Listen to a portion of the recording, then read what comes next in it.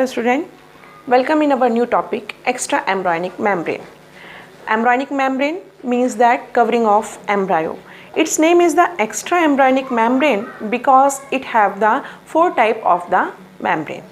It is known also as the vital membrane, and the extraembryonic membrane is formed by the embryonic tissues. All the membrane of the embryonic membrane is lie outside of the embryo. This is the embryo and all the membrane is outside from the embryo.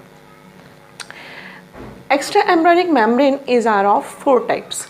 First is the amnion, second is the chorion, and third is the yolk sac, and the last is the allantois.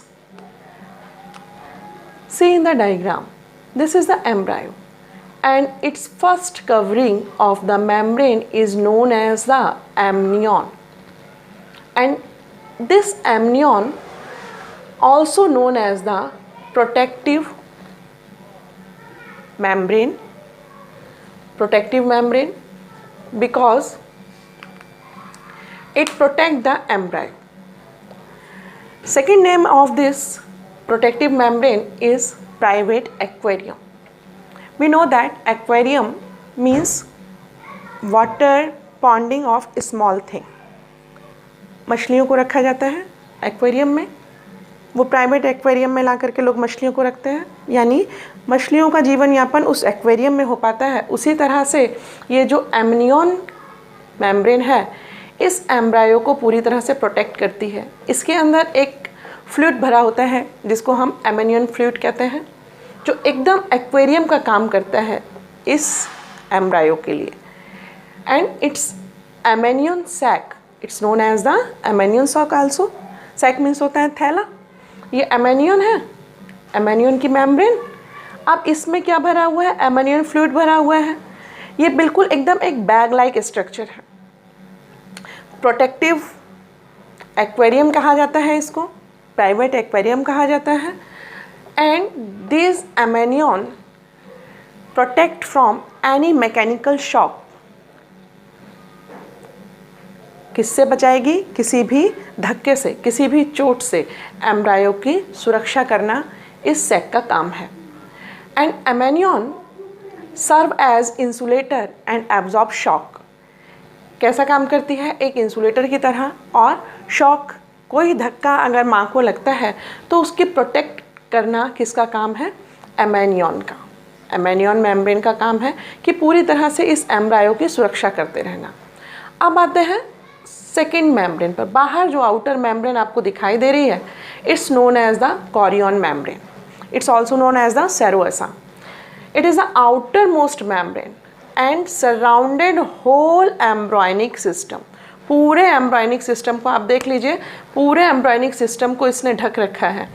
ये chronic जो चोरियन है, ये चोरियन villi भी बनाया हुआ है। Finger like structure है चोरियन villi. पूरी तरह से चोरियन ने इस एम्ब्रायो को प्रोटेक्ट करके रखा हुआ है, सराउंड करके रखा हुआ है। And it form the placenta. क्या करता है? प्लेसेंटा का पोर्शन बनाने का काम किसका है? चोरियन का। इम्पॉर्टेंट थिंग क्या है? सराउंडेड एम्ब्रॉयनिक सिस्टम, पूरे एम्ब्रॉयनिक सिस्टम को कवर करने वाली कौन सी मेम्ब्रेन है? which is chorion. Okay, and it is developed from the trophoblast layer. It developed from the trophoblast layer and form the vital portion of placenta. हमने पढ़ा था कि जो ट्रोफोब्लास्ट लेयर होती है वो किसी भी तरह से एम्ब्रायो की कोई हेल्प नहीं करती है, ना न्यूट्रिशन देने में ना कुछ देने में, लेकिन क्या करती है? प्लेसेंटा का फॉर्मेशन करती है। ट्रोफोब्लास्ट लेयर क्या करती है? प्लेसेंटा का फॉर्मेशन करती है। तो chorion develop from the trophoblast and form the vital portion of the placenta. Third structure is the yolk sac.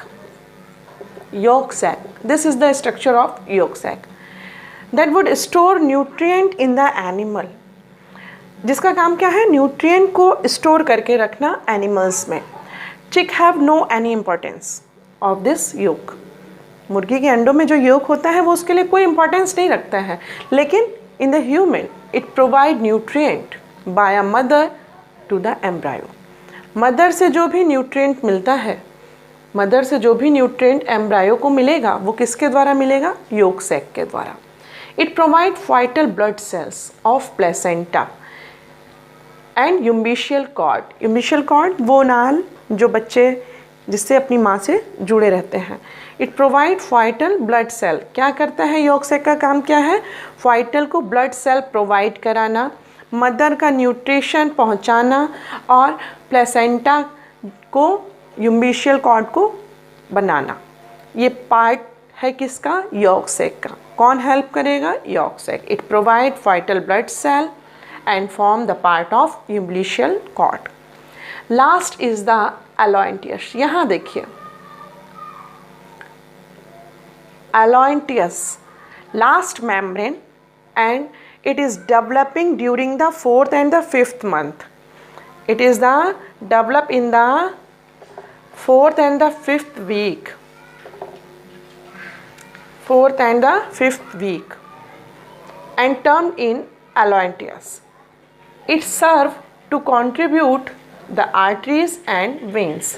क्या करती है? आर्टरी और वेन देती है एम्ब्रायो को. ये फॉर्मेशन करती है आर्टरी और वेन्स का. एलोइंटियस मेम्ब्रेन का क्या काम है? आर्टरीज और वेन को कंट्रीब्यूट करना ऑफ उम्बिलिकल कॉर्ड. किसकी? उम्बिलिकल कॉर्ड की. मेन फंक्शन क्या है? मेन फंक्शन है न्यूट्रिशन प्रोवाइड करना, रेस्पिरेशन करना और एक्सक्रीशन करना. These all the 4 type of the membrane of embryo and it's known as the extra embryonic membrane of human. This is the whole structure of extra embryonic membrane of human. Thank you for watching this video.